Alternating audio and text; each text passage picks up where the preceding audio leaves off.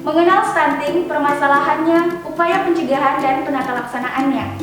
Mengenal stunting. Stunting merupakan keadaan atau kondisi tubuh yang pendek atau terlalu pendek dibandingkan seusianya. Terjadi akibat kekurangan asupan gizi dan penyakit berulang dalam waktu yang lama pada masa janin hingga 2 tahun pertama kehidupan seorang anak, sehingga menyebabkan anak tersebut terlalu pendek dibandingkan seusianya.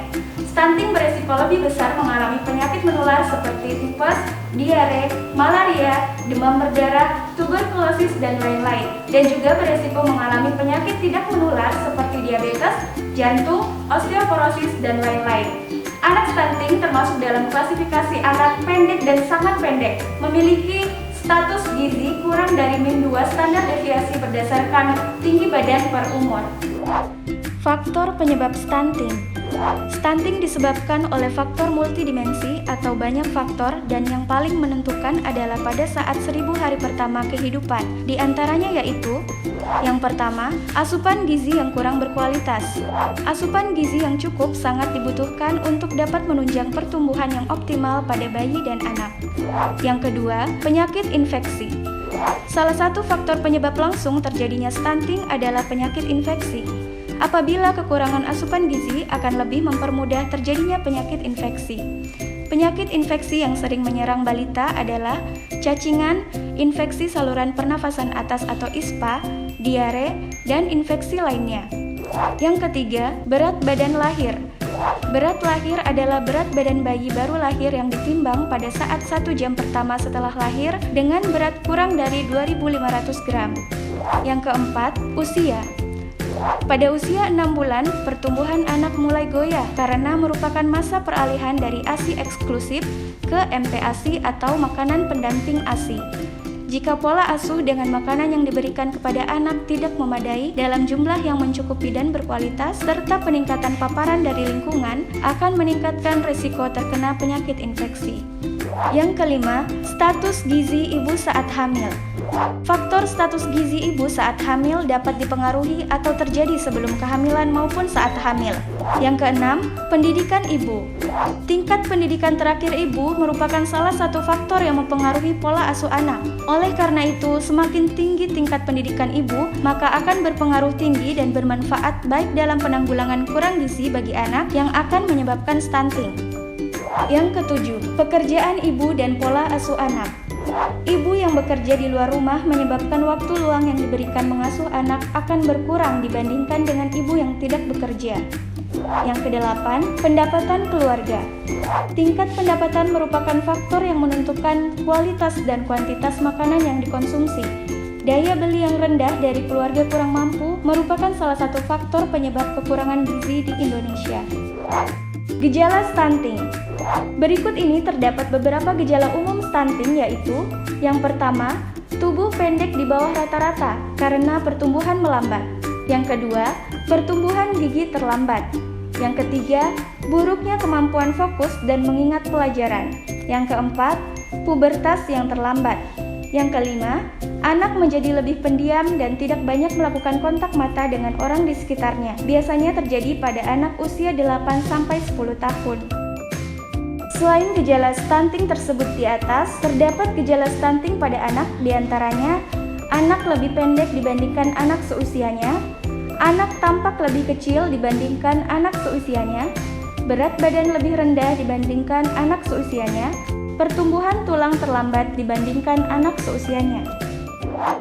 Upaya pencegahan stunting. Pola makan, memenuhi kebutuhan gizi. Pola makan adalah kebiasaan makan berupa perilaku makan yang berulang-ulang dalam jangka waktu yang lama. Pola makan merupakan rangkaian dari cara memilih hidangan, mengolah bahan pangan yang sesuai kebutuhan tubuh yang seimbang dari semua zat gizi yang terkandung di dalamnya, yang bersumber dari makanan pokok, sayuran, lauk pauk, dan buah-buahan. Pola asuh. Stunting dapat dicegah melalui pola asuh yang baik. Dapat diterapkan mulai dari edukasi tentang kesehatan reproduksi dan gizi bagi remaja hingga para calon ibu untuk memahami pentingnya memenuhi gizi saat hamil. Pemeriksaan kehamilan secara teratur.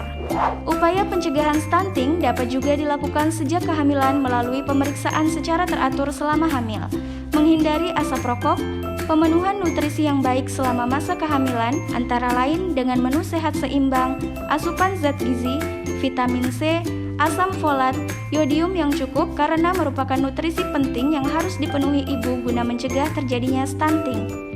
Persalinan di fasilitas kesehatan.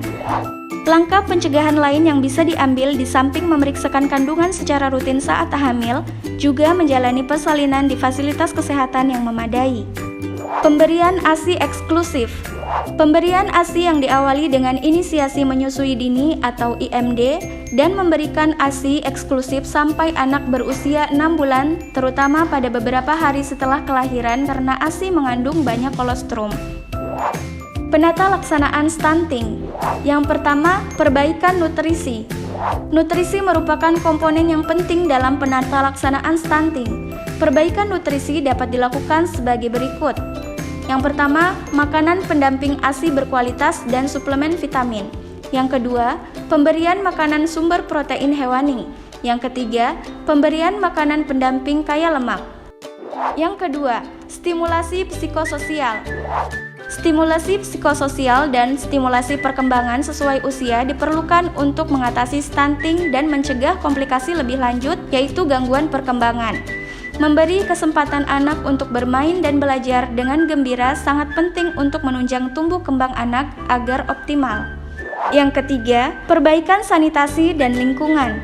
Perbaikan sanitasi, akses air bersih, dan kebersihan lingkungan juga dapat mendukung tumbuh kembang anak. Jamban yang layak dan akses air bersih penting untuk mewujudkan lingkungan yang sehat dan ramah anak. Lingkungan yang penuh kasih sayang, pola asuh yang baik, dan dukungan masyarakat kepada ibu memberikan dampak yang positif pada pertumbuhan dan perkembangan anak dan berkontribusi pada manajemen stunting. Yang keempat, perilaku hidup bersih dan sehat atau PHBS. PHBS di tingkat rumah tangga meliputi mencuci tangan dengan sabun dan air bersih, menggunakan air bersih, menggunakan jamban sehat, memberantas jentik nyamuk, mengonsumsi buah dan sayur, melakukan aktivitas fisik setiap hari, dan menghindari rokok. Selain itu, PHBS juga meliputi persalinan yang ditolong oleh tenaga kesehatan, pemberian ASI eksklusif, dan pengukuran berat badan bayi dan balita secara berkala setiap bulannya untuk memantau tumbuh kembang dan masalah kesehatan sedini mungkin. Yang kelima, terapi suportif. Terapi suportif merupakan stimulasi psikososial, memperbaiki lingkungan tempat tinggal anak, meningkatkan kebersihan lingkungan, dan edukasi tentang asupan gizi dan perilaku hidup bersih dan sehat harus dilakukan sebagai bagian dari tata laksana stunting yang komprehensif. Dampak stunting. Dampak stunting untuk jangka pendek adalah terganggunya perkembangan otak, kecerdasan, gangguan pada pertumbuhan fisiknya, serta gangguan metabolisme. Dampak jangka panjang stunting yang tidak segera ditangani adalah penurunan kemampuan kognitif otak, kekebalan tubuh melemah sehingga mudah sakit, tinggi terkena penyakit metabolik seperti kegemukan, penyakit jantung, dan penyakit pembuluh darah. Pada anak-anak yang mengalami malnutrisi dalam jangka waktu lama atau stunting, memperlihatkan perilaku yang berubah. Pada anak-anak kecil, perilaku ini meliputi kerewelan serta frekuensi menangis yang meningkat, tingkat aktivitas yang lebih rendah, jumlah dan antusiasme untuk bermain dan mengeksplorasi lingkungan yang lebih kecil, berkomunikasi lebih jarang, afek atau ekspresi yang tidak begitu gembira, serta cenderung untuk berada dekat ibu serta menjadi lebih apatis.